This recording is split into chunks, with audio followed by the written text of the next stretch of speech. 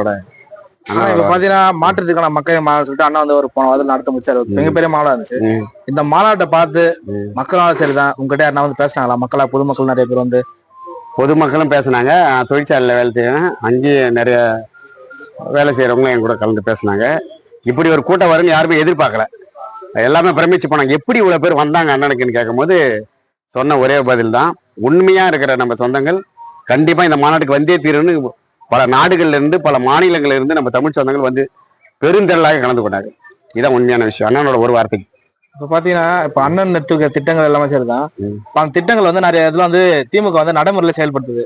இதை வந்து உங்களுக்கு வீழ்ச்சி அவர் உண்டு பண்ணணும்னு நினைக்கிறீங்களா? நீங்க நடைமுறையில செயல்படுத்தணும்னா அவங்க வந்து வாக்குக்காக இப்போ வந்து அவங்க அதை பண்றாங்க.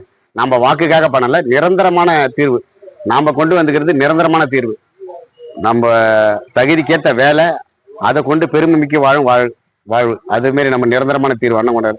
இவங்க வாக்கு அரசியல், பணம் பரிசு பொருள் கொடுத்து வாக்குக்காக திமுக அதிமுக இந்த மாதிரி வேலையை தொடர்ந்து செஞ்சுட்டு இருக்கு. லாஸ்ட் நேரத்துல மக்களை முட்டாளாக்குற நிகழ்ச்சி.